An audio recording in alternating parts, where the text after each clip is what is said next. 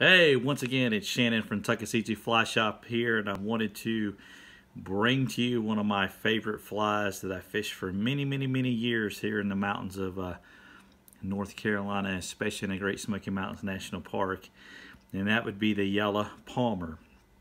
And the reason why I'm bringing this to you today is as the weather is starting to turn for us here and things are warming up, we're starting to see these dry flies flying. Not the yellow bugs yet, but certainly we are seeing a lot of blue quills, quill gordons, blueing olives, and things like that and such. But I wanted to bring to you one of my favorite dry fly patterns. It easily gets lost, unfortunately, with all the other flies out there, but it's a great mountain pattern, and it surely will catch some nice fish for you. Today here in my Norvise, I've actually got a size 12 dry fly HANAK hook. That particular hook series is the H130BL. It is a barbless. I certainly like to tie these things in 12s, 14s, and occasionally I do like to fish some size 10s. I have some pale yellow thread on here, and I'm also going to be using today for the tail, I'm going to abbreviate that just a little bit. Instead of using a brown rooster feather and also a Dominicker or a grizzly feather, I'm going to use some Cote de Leon for the tail, mainly because it's got excellent colors on it that does a wonderful job of representing those rooster feathers, and I like to save those feathers for other applications. So I'll pull me off a little bit of Cote de Leon here. I'm going to get the tail about the length of the shank of the hook. That's kind of your general rule of thumb when it comes to tying flies. Just has to be close. That's entirely up to you. I'm going to spin my thread counterclockwise, lay that to the side. I'm going to let those thread wraps kind of carry that up to the top part of the hook shank. Get that started in there like so. I'm going to secure that just like that. And I'm really going to flatten out this top of the hook here so it's fairly smooth.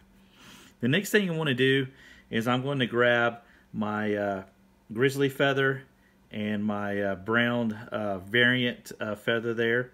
Just has to get close. The pattern certainly calls for a red and a grizzly, or Dominicker as we call it here in western North Carolina. Those folks that are born and raised here always had some of these roosters running around the house. Good old Dominicker, a good old brown one. Sometimes you had a ginger, a barred ginger, a white one. If you had some of those variants, you were living large in life around here because that was your time materials for sure. But what I've done is I've stripped both of these stems, and I'm going to lay these in here together. I'm certainly going to square up my ends and make sure they're about the same size.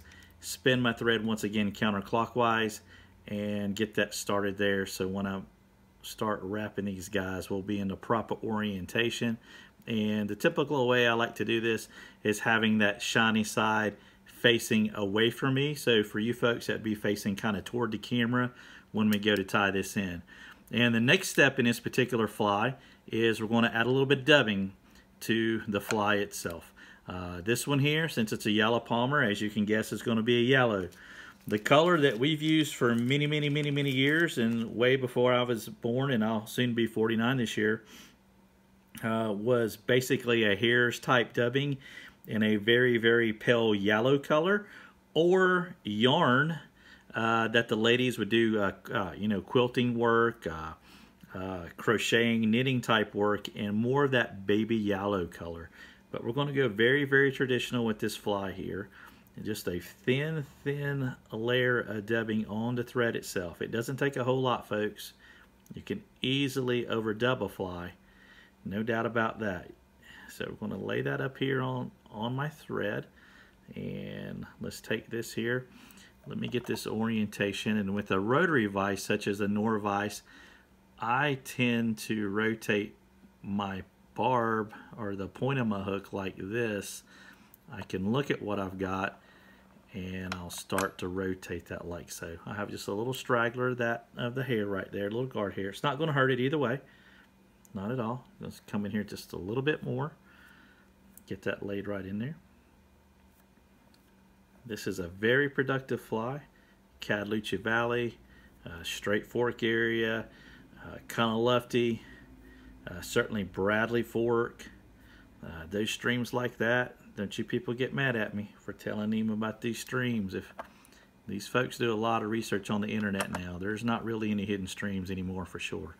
So we're going to come up here, leave the hook eye open, put me a little half inch or two in here just in case we have an accident, a oopty-doopty. And as you can see, we've got a nice body of this particular fly. All right, so I'm going to take both my feathers right here. I'm going to grab those here at the same time, and I'm going to start to palmer. We're going to palmer this hackle up to the front, okay? Nice and easy, and we want to do open spiral wraps all the way up through here. Just like so, just like that. Very similar to what you do on a caddis pattern, except this fly here does not have the wing coming down the backside, such as some wonderful nature spirits, elk hair or deer hair that we have, some fine quality stuff. Man, is the quality of time materials gotten better. I want to put us in a half inch or two here. As you see, we've got the eye of the hook is very, very clean, so we can get those tippets in there.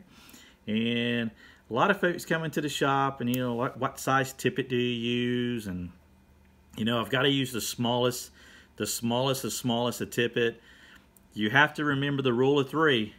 You know, if you're throwing a size 12, you know, dry fly, you certainly are going to be in that 4X category, and with the right leader and with appropriate casts and your stealthy techniques, that 4X is not going to scare those fish.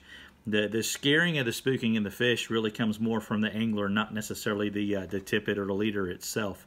Now, I often feel like people don't use a long enough leader in these streams to really give them advantage that they're looking for. That's just an opinion. That's my 2 cents. We'll leave it like that. So I'm going to do 2 little whip finishes on this head right here. And once we get through this big guy like this here, we'll be pretty well set. A little bit of head cement. And this bad boy right here is ready to fish. Now, certainly understand that this fly, we vary the colors. Love the pale yellow. You can do it in a black if you'd want to, certainly to like a Griffin's Gnat style. But yellow and orange. Orange, I have great success fishing all through the summer months, especially those little wild little brookie streams. They're all over it. I tend to have a few of these in a size 10 with some really, really large hackle that I won't even dress, and I'll fish it just almost like a wet fly, and it does exceptionally well.